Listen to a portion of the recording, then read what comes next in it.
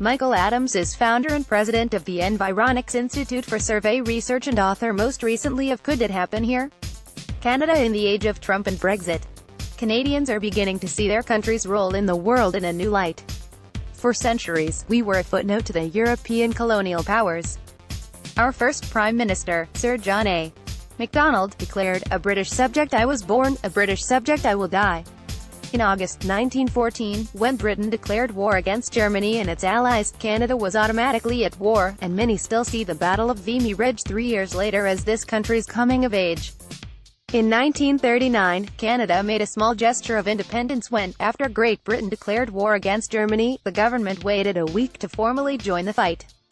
Story continues below advertisement, but gradually, Canada evolved from its semi-colonial status to become a real country. One significant step on the journey was when Canadians broke with Sir John A and ceased to be British subjects. On Jan. 1, 1947, the Canadian Citizenship Act was passed, and I, having been born in Walkerton, ONT, 3 months earlier, became a Canadian. Another symbolic turning point came in 1957, when Lester B. Pearson received the Nobel Prize for facilitating a peace agreement in the Middle East. This recognition helped to consolidate the country's record of thoughtful international participation after Canadians' contributions to the League of Nations in the 1930s and to the drafting the Universal Declaration of Human Rights, adopted in 1948.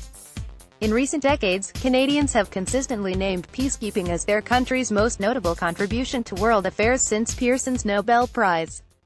This sentiment has held through both Canada's world surveys that the Environics Institute has carried out, first in 2008 and in 2018. The Trudeau government is now testing Canadians' appetite for peacekeeping as it answers a United Nations request to send troops into Mali. Our latest survey suggests an emerging shift in how Canadians see their country's contribution to the world. It is not primarily about making war or peace, but rather about who we are becoming as a people and how we get along with each other. Increasingly, Canadians see their country's approach to migration and diversity as our main contribution to the world. In our surveys, Canadians cite our traditions and policies of bilingualism, multiculturalism and mutual accommodation as key achievements. They also note our acceptance of immigrants and refugees from around the planet. These features of our society have joined peacekeeping and humanitarian efforts as the most positive contributions Canadians believe they make to the world. The 22% of us who were born abroad are especially likely to hold this perspective, but so do many of those whose families have been here for generations. Also remarkable, in this survey, 7% of Canadians report they have been involved in sponsoring a refugee family from Syria. That amounts to more than 2 million Canadians who have helped to settle Syrians here. Another 1 in 4 say they know someone who has been involved in sponsoring a Syrian refugee family. The citizen-led sponsorship of refugees, which began in the 1970s with Vietnamese and others fleeing Southeast Asia, is a unique Canadian contribution and has directly or indirectly engaged millions of Canadians, nearly 1/3 of our entire population. In addition to supporting those coming to Canada from dangerous circumstances, nearly 4 in 10 Canadians, 39%, report having made financial contributions to disaster relief, humanitarian aid and the work of NGOs abroad over the past 2 years. A further 19% sent remittances to family and other personal contacts living in another country in the past year.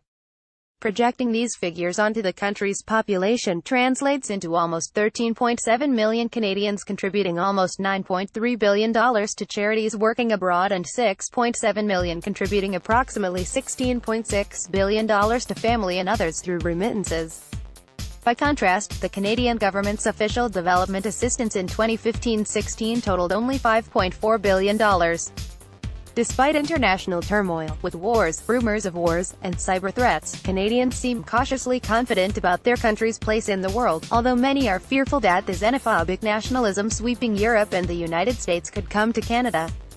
The current mood and behavior of our powerful neighbor is a source of angst for many Canadians. For the first time in decades, Canadians are more likely to hold negative than positive views of the United States.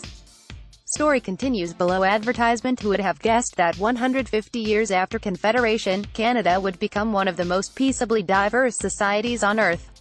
Like other countries, we have many challenges to address, and far to go to live up to the values we claim, but Canada has come a long way, from a colony of deferential subjects to a country of global citizens.